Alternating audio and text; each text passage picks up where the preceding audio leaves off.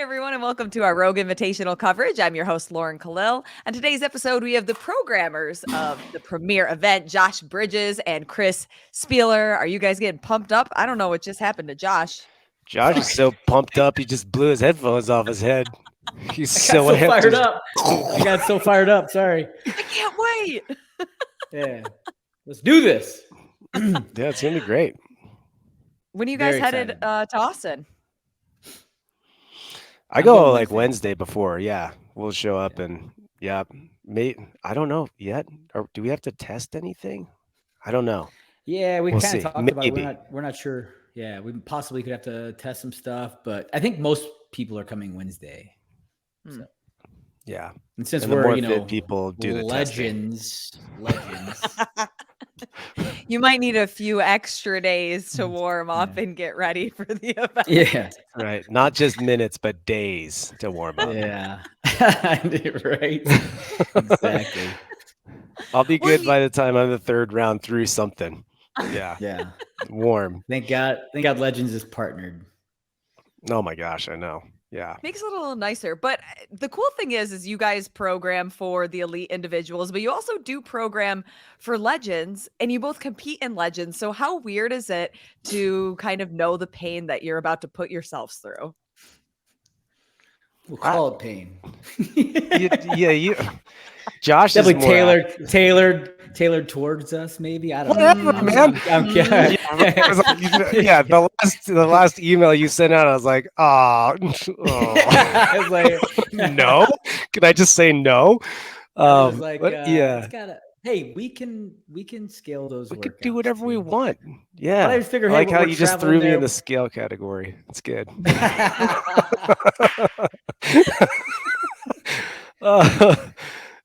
could do it. You'd be fine. Yeah, it's fun though. It is. I don't know. I think it's such a different headspace for us now, right? I mean, it is for me. I was just saying earlier that there's some people out there that are still pretty, I would say slightly to highly or overly competitive. And then I'm not one of those people. So I just enjoy, working out with my friends, honestly. Still throwing down, but that looks real different today than it did 8 years ago. Yeah, I'm really excited to do it. I'm not training for it or anything.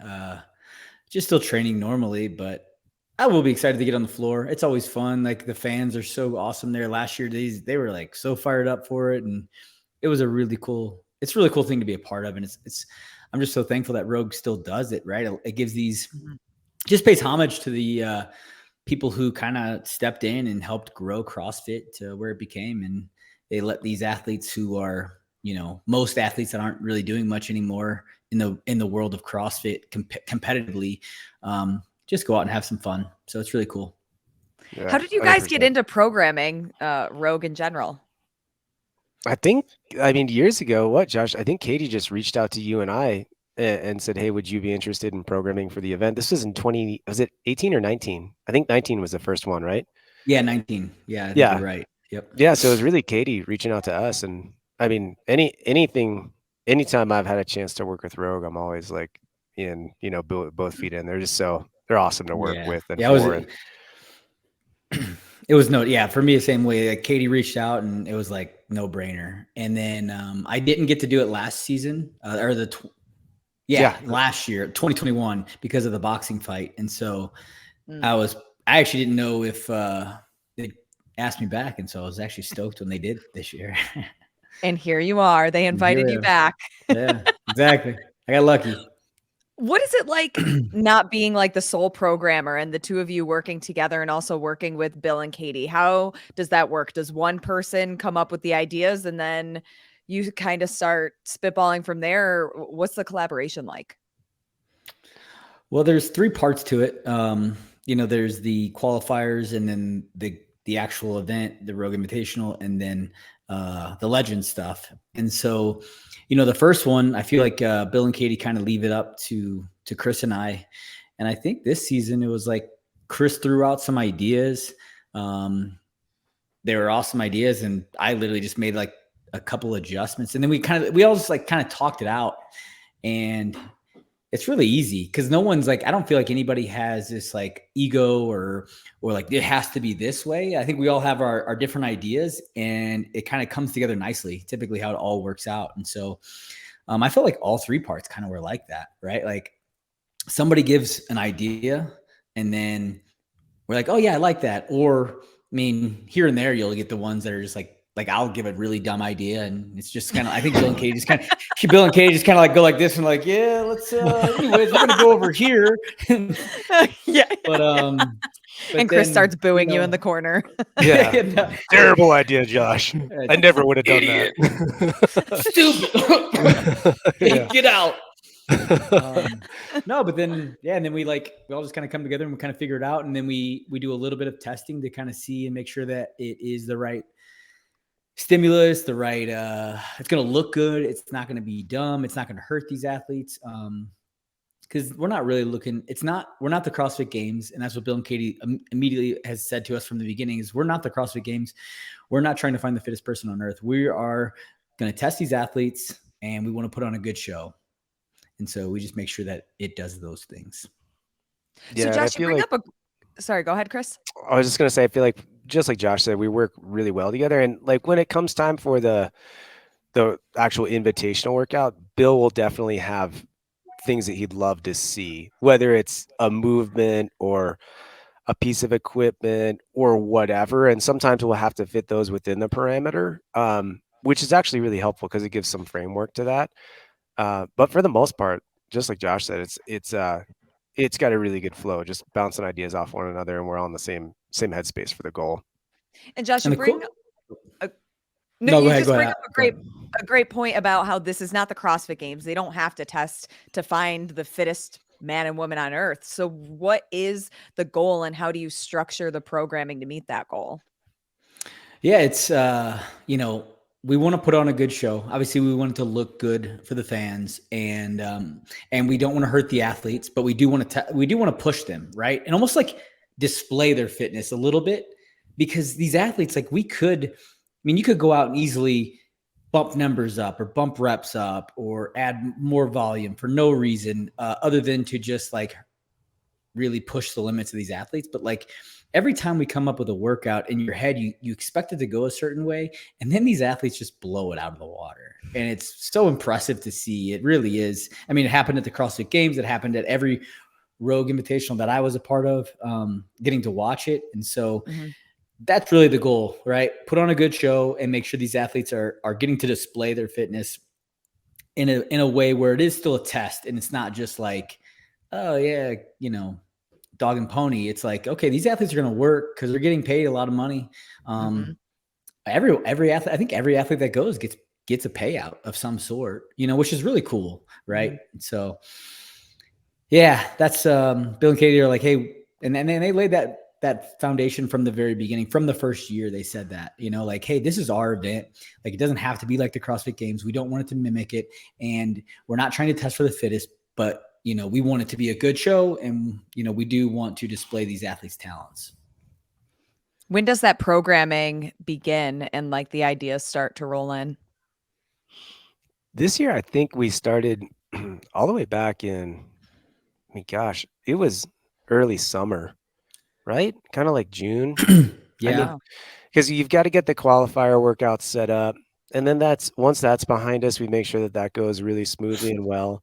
And they've got a great team also that works. Thankfully, Josh and I don't have this responsibility, but they've got a great team that kind of focus on the judging and the standards behind the movements. And so they'll give us feedback of, hey, that would be really difficult for us to maintain the standard, if we're doing a video type thing. And then once those are laid out, this year we're lucky enough to be able to go to Rogue and hang out. That's super helpful. We got to hang out with Bill and Katie and sit in front of a whiteboard and just really figure out the layout of the stadium. So it's definitely a process, back and forth for, from the qualifier to the actual invitational. It's probably 4 months or so, like for the whole entire event to be programmed from qualifier to the end of the day on the invitational. Okay, so you work together on the programming. When it comes to who tests the workouts, Do you flip a coin? How do I point at Josh? Because he's more fit than I me. mean, and I like even a lot of these workouts, like for me, like I'm not anywhere near what these athletes are capable of doing. And so I'm no longer a good standard for it. I do test it and give them an idea. Like I tested the calorie row handstand push-up workout for the qualifier, and I was like, oh, I crushed that. And then these athletes are beating me by like 3-4 minutes, and I'm like, I did not crush that at all. And so yeah, so I mean, I do a little bit, and really, what the only testing is for to even try to find like a time cap too, right? To make sure that okay, we do like the stimulus, we like how it looks, and then now we want to make sure that we have to have a time frame because there might be someone who can't finish the workout, and so where's the time cap to where the majority of people are going to finish this workout. And so that's really like, if I'm hitting it in a certain time, everyone else on that floor is going to be finishing in that time. So that's really all I do. I set the bar really, really low for these athletes and just make sure they all get to finish. Do you guys ever take into consideration the specific field you're looking at? So for instance, if you watch the games and you notice that, wow, this year's CrossFit Games athletes are super strong, do you then try to play to that to really show off their skills, or how do those ideas play into it, or don't they? Yeah, I don't think so. And that's kind of what Josh said. What I really like about the Invitational is getting back to what Bill and Katie have said is, hey, this isn't supposed to outdo the CrossFit Games. Let's make this a great event. And everything from the venue, man, like Round Rock, such a cool venue. It's like got that old school, almost tennis stadium vibe. To just the way that it flows throughout the weekend. And just like Josh said, we want it to be a great experience for those spectating, but also for those participating. It's not just this tough guy competition, which I honestly think that can sort of happen over the course of a 4-day competition, 5-day competition like the CrossFit Games, sort of, can feel like, even though not intentional, it might feel like a last man standing type thing just with the sheer volume. But what's nice is that that's just not in play. The volume that's tossed at these athletes is stuff that they're well capable of just with the day-to-day training that they're doing to prepare for competitions. But let's not get it twisted. They are going to earn those paychecks. 100%. We will say that. We will say 100%. that. They will be earning. You have to want today. it to. Yeah. If you win, you wanted it. I don't feel like we ever look at the athletes and be like, okay, these athletes are strong in this suits. Let's make sure we show that. Like what I really like is balanced workouts. I think that a workout where no matter who's doing it, you shouldn't really be able to dictate who's going to finish. It should just be the fittest person that finishes, right? Because CrossFit is the sport of fitness. And so even though it's not the CrossFit Games, it's still a CrossFit event. And, as long as the event is properly structured with the right amount of reps and weight and everything like that, then really the fittest person wins. And we just want to make it like look good. So I don't think that the athletes per se come into play, because all these athletes are going to be great no matter what we throw at them. Yeah, and I feel like that's where Josh and I work well. He tends to have a bias toward moving heavy objects quite frequently, where I tend to have a bias of, hey, what if we add this body weight thing in there? And it does. I feel like that balance creates that. How do you find a fit person, not just an outlier to do well? Yeah, for sure. Okay, I want to pull up what I saw on Bill's Instagram. Mm-hmm. Can you give us any clues to what the heck this is? I don't even know what that is. Really? I think you haven't seen this yet? So I think I know what it is. I think I do too. But I don't know. Yeah. I don't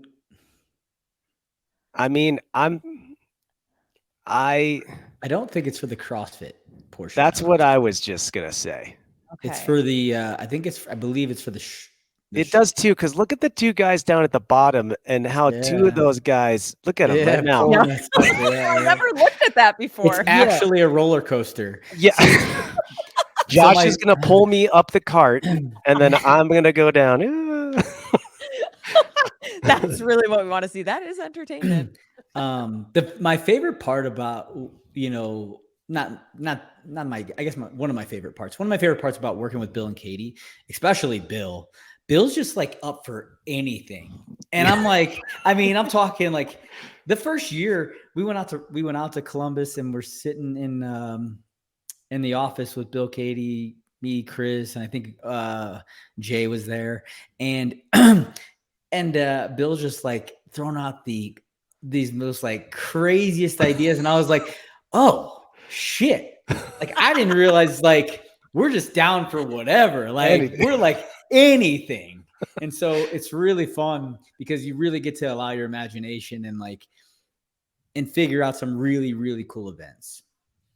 Yeah, I would say with their mentality and also their ability, what they can do, there is no ceiling to creativity with the expense of not having it feel like it's the circus. Right, exactly. Except for with the roller coaster. Yeah, that's okay. More amusement park vibe. Yeah, that's neither here nor there. Are there more or less than 6 events? I'd have to double check, but it'll be a great test. Look at Josh's poker face right now. It's like, I'm not fighting. I'm not fighting. Got nothing.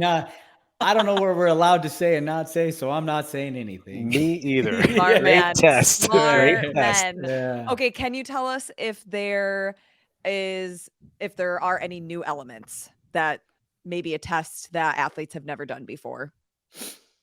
Well, I think like without saying anything, I think Josh, you and I are probably like big proponents of making things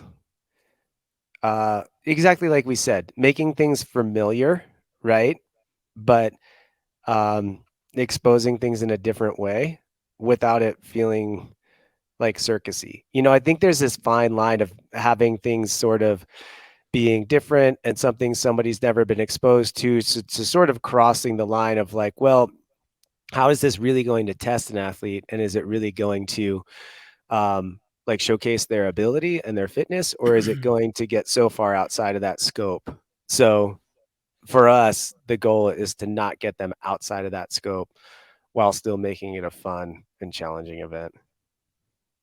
What do you think the most exciting part about programming is, especially as athletes yourselves?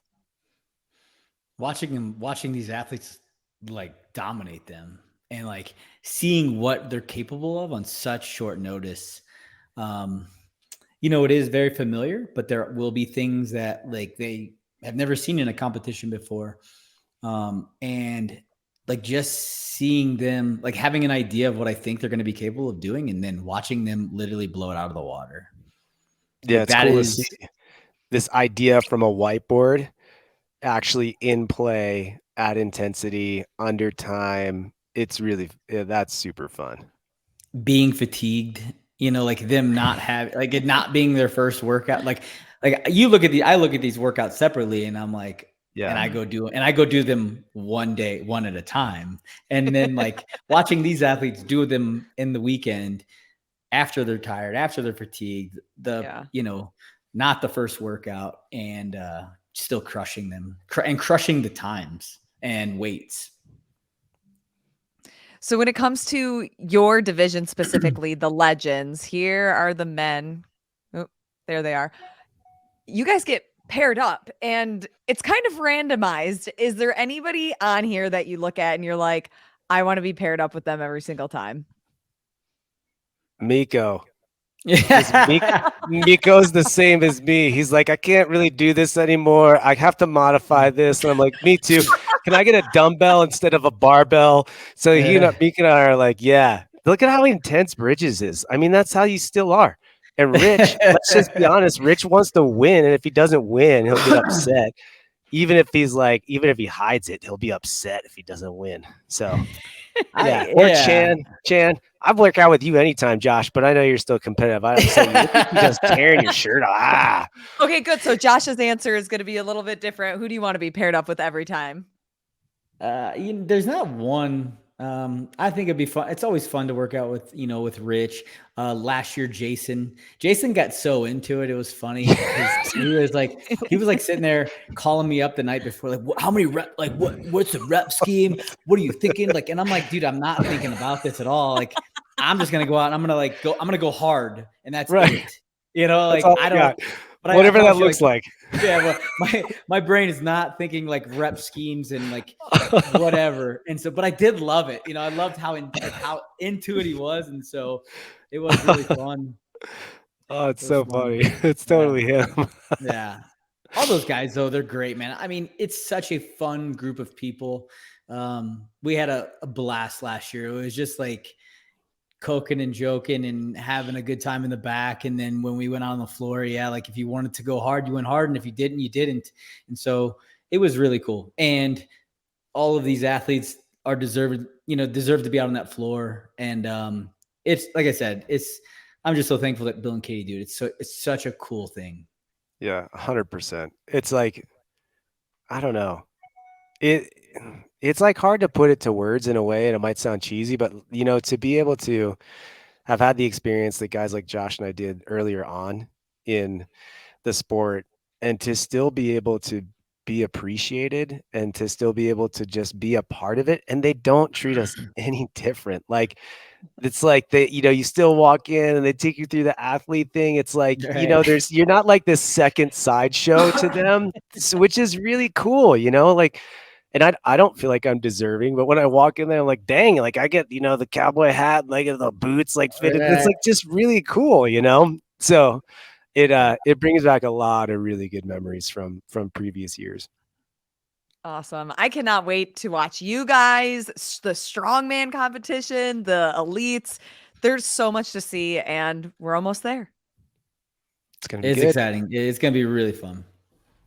Well, I can't wait to see how it plays out, and good luck to both of you. I can't wait to see you guys throw down. Maybe you'll get paired up together. That would be fun too. Let's go. Let's go. I'll try to get my mustache going. I don't have much time, but I'll get something going for you. You can do it. Yeah, your probably looks way better than mine. This is still like 7 years old, still trying to grow it in. Got to match your t-shirt. I know. Awesome, guys. Thanks. We'll see you in Texas. Sounds good.